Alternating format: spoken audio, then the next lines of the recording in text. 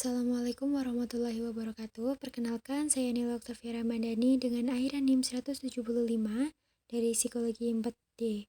Saya di sini akan menjelaskan sedikit tentang teori biologis penuaan.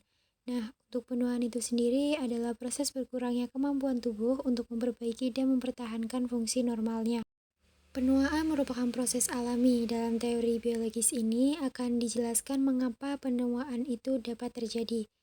Menurut Anwari pada tahun 2023 dalam buku Gerontologi, teori biologis penuaan itu terbagi menjadi dua kategori. Yang pertama ada teori terprogram dan yang kedua adalah teori kerusakan. Untuk teori terprogram sendiri meyakini bahwa penuaan itu merupakan jadwal biologis yang telah ditentukan. Jadi setelah kita anak-anak, remaja, dewasa akhir, maka proses biologis selanjutnya adalah penuaan. Sedangkan teori kerusakan penuaan ini merupakan akibat dari akumulasi kerusakan yang disebabkan oleh serangan lingkungan. Jadi teori kerusakan ini meyakini bahwa penuaan itu terjadi karena ada serangan dari eksternal atau serangan dari luar, yaitu dari lingkungan yang bisa berupa radiasi dan yang lainnya yang akhirnya menumpuk dan menyebabkan penuaan. Kategori teori tadi memiliki subkategori masing-masing. Yang pertama adalah teori terprogram memiliki 3 subkategori.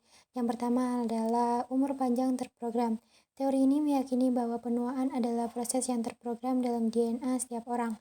Jadi ketika ada ketidakstabilan genetik atau kerusakan pada DNA yang dapat mengakibatkan mutasi DNA dan seseorang itu bisa terserang penyakit karena kerusakan pada DNA-nya sehingga dapat terjadilah proses penuaan. Subkategori yang kedua adalah teori endoktrin. Teori ini menjelaskan bahwa jalur pensinyalan insulin itu berperan penting dalam regulasi hormonal penuaan. Nah, ketika jalur pensinyalan insulin itu tinggi, bisa mengakibatkan kerusakan pada DNA yang berujung pada penuaan. Yang ketiga adalah teori imunologi. Teori ini menjelaskan bahwa sistem kekebalan tubuh atau imun itu memainkan peran penting dalam proses penuaan. Jadi ketika kekebalan tubuh seseorang itu menurun, maka bisa jadi rentan terhadap penyakit yang mengakibatkan pada terjadinya penuaan.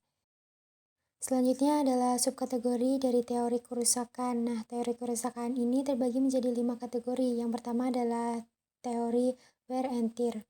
Teori wear and tear ini menjelaskan bahwa tubuh manusia itu diibaratkan seperti mesin-mesin. Jika terus-menerus digunakan akan mengalami keausan dan kerusakan pada komponen-komponennya.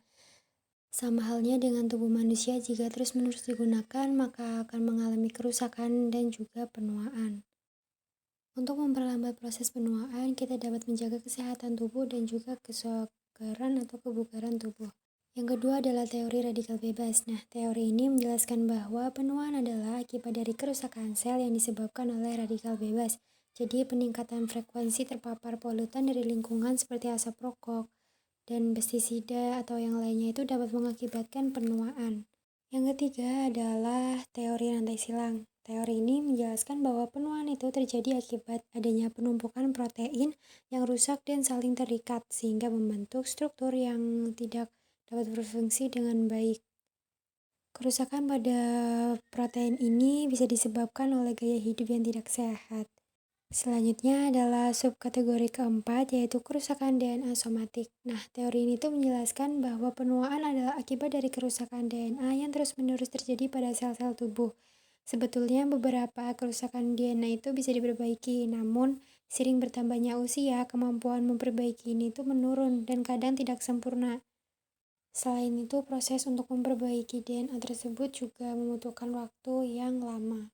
Kategori teori yang terakhir itu adalah laju kehidupan. Teori ini menjelaskan bahwa manusia dan organisme hidup lainnya memiliki jumlah nafas, detak jantung, dan ukuran lain yang terbatas. Jadi ada salah satu penelitian yang dilakukan pada tikus rekayasa genetika dengan cacat hipotalamus. Nah, tikus-tikus ini ternyata hidup lebih lama daripada tikus normal, tapi dengan laju hidup yang lebih lambat. Maksudnya itu mereka itu memiliki detak jantung yang lebih lambat, pernapasan yang lebih lambat, dan metabolisme yang lebih lambat. Namun hasil penelitian ini itu belum cukup kuat untuk membuktikan kebenaran tentang teori ini.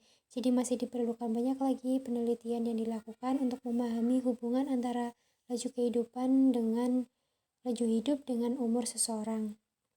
Sekian dari saya. Mohon maaf apabila banyak kesalahan. Wassalamualaikum warahmatullahi wabarakatuh.